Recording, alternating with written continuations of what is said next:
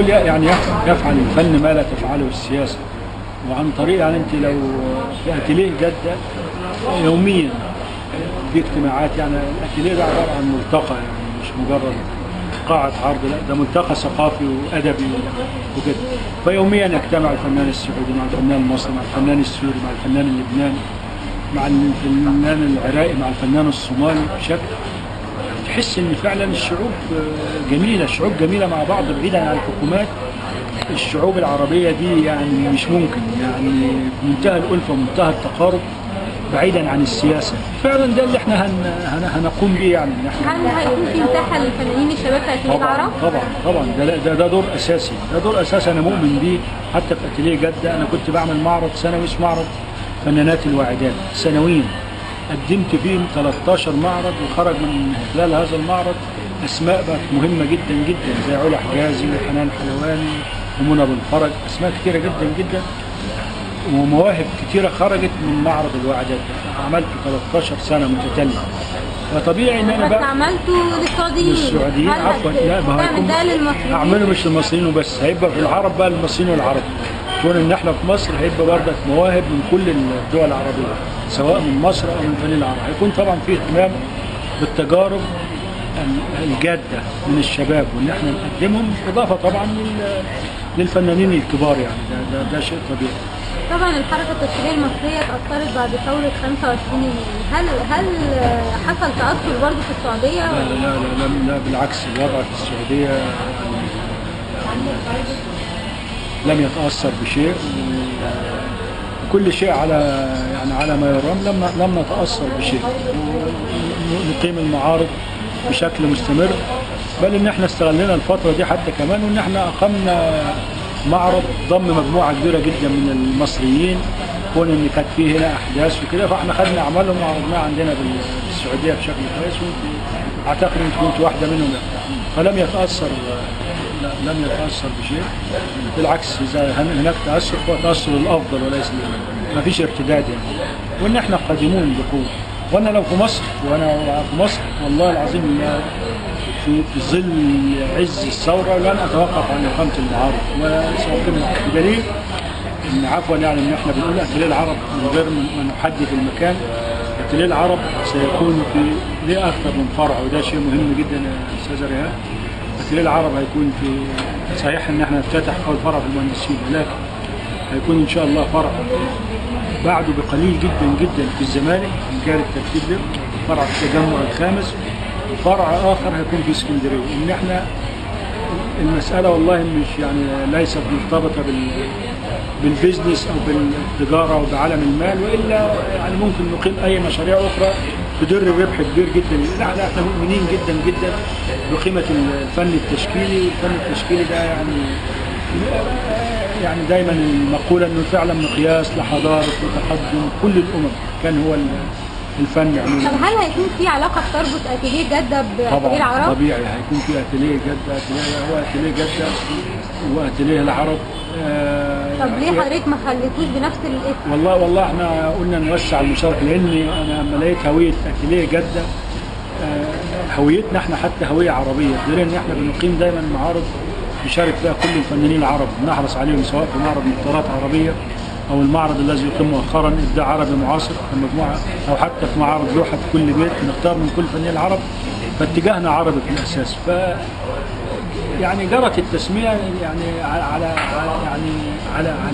على اتيليه العرب، وان احنا بالفعل احنا طبعا اتيليه جده حتى مشتق من اتيليه القاهره العلمي، ان احنا عايزين ملتقى مش ملتقى تشكيلي فقط، احنا بنقول انه ملتقى للفنانين الكتاب والشعراء والموسيقيين ويعني كل. حضرتك هتعمل ندوات؟ طبعا ده لازم، ده شيء اساسي في ندوات شعريه، ده شيء من الركائز، يعني يكون زي مركز ثقافي بالظبط. امسيه شعريه ده شيء طبيعي، وامسيه موسيقيه ومسرح وندوات مسرحيه، كل ما يتعلق بالفنون بشكل عام، لان انا اؤمن تماما بوحده الفنون ايا كان، فقط تختلف يعني ادوات التعبير بس من كل فنان. طيب وايه طبيعه العروض اللي هتكون موجوده في القاعه؟ يعني هل مثلا حضرتك ممكن تستضيف اعمال انستليشن وتدريب في الفراغ يعني، ولا هيكون في تحفظ على بعض العروض؟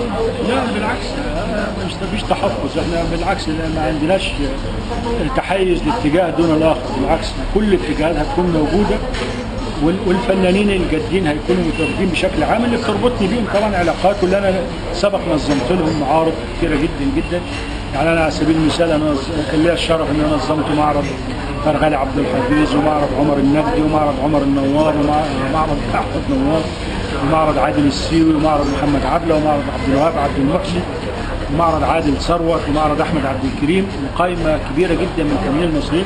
طبيعي هم دول بيكون الزخم بتاعه الاتيليه العرب، وبالاضافه لفنانين اخرين. ان انا خدت مثلا اقتنيت مجموعه كبيره مثلا لابراهيم الدسوقي فهمي، هند عدنان، عطيات، جاذبيه احنا عندنا مجموعه من المقتنيات على مدار مثلا 20 سنه، واحنا بنقتني اعمال بشكل مستمر. فاحنا عندنا كوليكشن عالي جدا جدا جدا، كوليكشن سواء بالنسبه للفنانين الكبار، وابتداء من عندك من رغد عياد لمحمود سعيد لصبري منصور. يعني حضرتك هتهتم برضه بانك طبعا تعرض للجيل عندنا الثاني؟ كوليكشن بعرض كل الاجيال طبعا، ماليش علاقه بالعمر الزمني.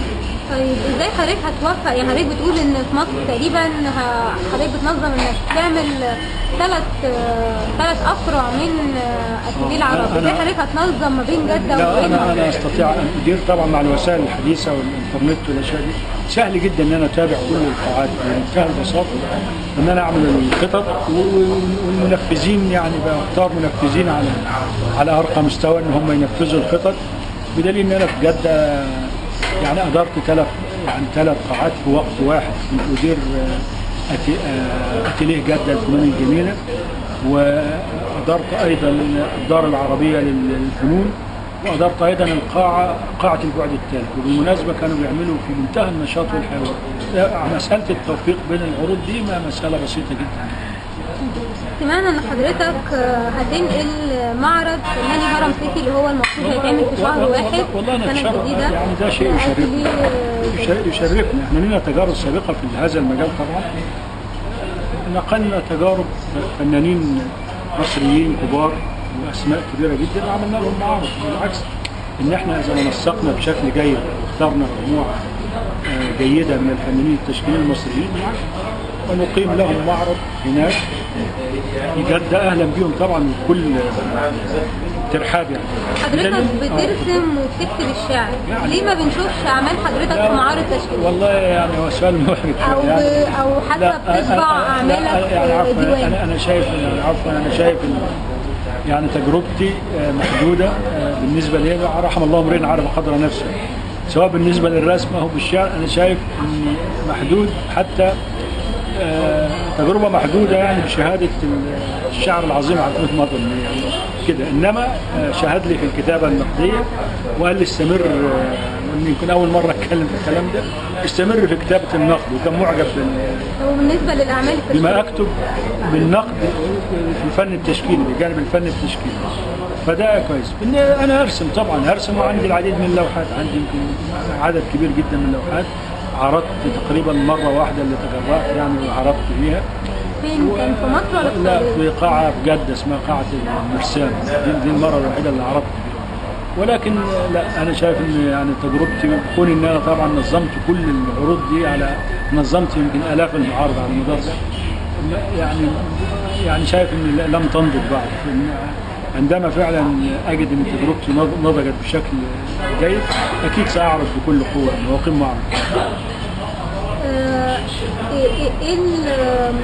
ايه حضرتك الخطوات اللي جايه اللي حضرتك هتاخدها في المرحله اللي جايه؟ والله الخطوات اللي احنا بالنسبه للانشطه القادمه، النشاط في اتيليه جده ماشي على قدم وساق. انا عامل خطه معارض، عامل مثلا حوالي 15 معرض هذا الموسم. اول معرض عندي هيكون بعد اسبوع تقريبا لفنانه لبنانيه اسمها جنان الخليل. ولاحظ ان انا دايما في كل سنه لابد ان استضيف 4 أو 5 فنانين عرب، ان اتيليه جده طبعا هو قبله ايضا للفنانين العرب سواء مصريين او لبنانيين. دي هذه هي فنانه لبنانيه.